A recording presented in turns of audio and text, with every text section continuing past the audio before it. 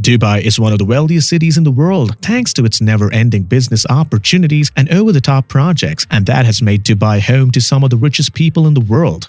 Welcome to LuxuryTube. This is the place where you future billionaires get inspired. We create videos about everything luxurious out there, bringing to the uniqueness of everything luxurious to help you get inspirations.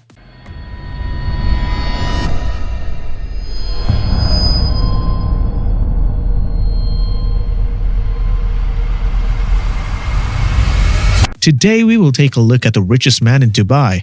Be sure to like this video and subscribe to our channel. Pavel Durov is the founder and owner of the messaging app Telegram. He was named as the richest UAE resident in 2021 by Forbes magazine, with a staggering wealth of $17.2 billion in 2021. Durov's wealth increased by more than 405% in a year, from $3.4 billion in 2020 to $17.2 billion in 2021. Durov's wealth has increased by over 900% in the last 3 years, from $1.7 billion in 2018 to $17.2 billion in 2021. Durov is the first Dubai resident to be listed among the top 200 billionaires. The Russian expat owns about 40% of a total wealth of $43.4 billion, owned by 11 billionaires in the UAE. Durov's wealth grew exponentially recently after his messaging app Telegram became highly popular because Facebook-owned WhatsApp announced a new privacy policy for users. Launched in August 2013, Telegram users grew from 35 million in March 2014 to over 500 million worldwide in January 2021. Pavel Valeryevich Durov is a Russian entrepreneur who is best known for founding the social networking site VK and later the Telegram Messenger. He was born on October 10, 1984, and he is the youngest brother of famous programmer Nikolai Durov. The Durov brothers have traveled the world in self-imposed exile as citizens of St. Kitts and Nevis after being dismissed as CEO of VK in 2014. In 2017, Pavel joined the World Economic Forum Young Global Leaders as a representative of Finland. Early life and education.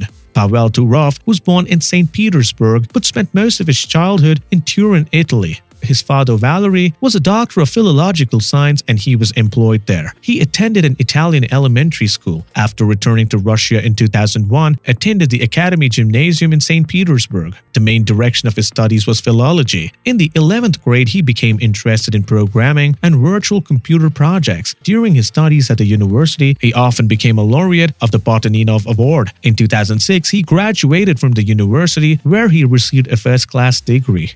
Durov brothers. All projects of Pavel are closely related to his older brother, Nikolai. From childhood, Nikolai showed interest in hard science, as Pavel had a particular inclination for humanitarianism. Nevertheless, the brothers in their youth had a passion for a common cause, programming. Being a talented programmer, Nikolai wrote the first lines of code for the WeContact platform when it was only at the initial stage of development. Then, as the popularity of the social network grew, he became more involved in its development and eventually took the position of technical director and lead developer of the company.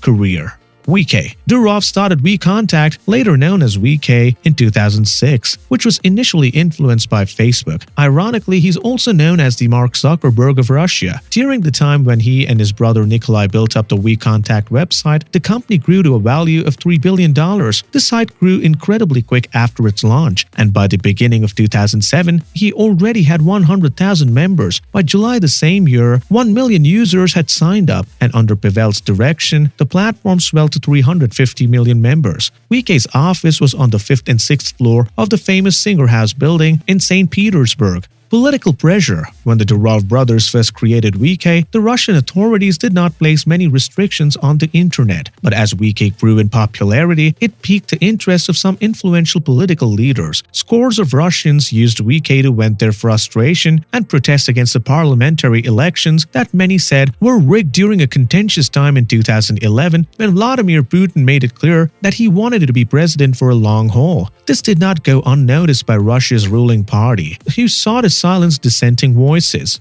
Pavel received a formal request from the authorities requesting that he block all opposition accounts on the social media site, but instead on his own VK page, he posted an image of a dog sporting a hoodie with its tongue sticking out, calling it his official response to the request. Predictably, the Russian authorities were not amused and sent a SWAT team to the entrepreneur's St. Petersburg apartment, but the raid was called off when Pavel refused to open the door. His problems didn't stop there, as the Kremlin tried to smear his reputation and even brought him to court over an alleged hit-and-run, even though he did not own a vehicle and didn't have a driver's license. Pavel stood firm in his refusal to allow the profiles on his website to be blocked. In 2012, a major Russian internet company, Mail.ru, owned by Ivan Tayrin, offered to buy VK. In response, Pavel posted a photo of himself extending his middle finger, indicating that he had turned down the company's offer. Pavel sold all of the remaining shares to Mail.ru, making them the sole owner of the company VK. Pavel was fired as CEO in April 2014, and he had no choice but to sell his stake for $300 million. This may sound like a considerable amount, but VK was worth billions. Ever the optimist, Pavel did not let it get to him. Instead, he viewed the situation as a way to win his freedom because he knew that from that point on, any property he owned in Russia could be used against him by the government. He didn't want to give the politicians any leverage, so he left his homeland, dusted himself off, and immediately started working on his next billion-dollar project. Telegram and its success. Following his departure from Russia, he gained citizenship in St. Kitts and Nevis by contributing $250,000 to the country's sugar industry diversification foundation and securing $300 million in cash within Swiss banks. This allowed him to focus on creating his next company, Telegram, which focused on an encrypted messaging service of the same name. People rapidly started gravitating towards Telegram as it filled a gaping hole in the social landscape of 100% secure platforms. Telegram is now a direct competitor to WhatsApp and Facebook Messenger, and all this without the company spending a single dollar on advertising or marketing. Durov also has his own official channel in Telegram, where he shares the news and his thoughts with the public. Telegram has been temporarily blocked in many countries including Iran, Pakistan, Indonesia, and is banned in China. In these countries, messengers have become a platform for the opposition, which is not very pleased with the local authorities. Russia officially blacklisted the app in April 2018. Still, despite blocking 19 million IP addresses linked to the Telegram servers, the government has been unable to restrict access to the app effectively. Ironically, Russian officials are known to use Telegram due to its high level of security.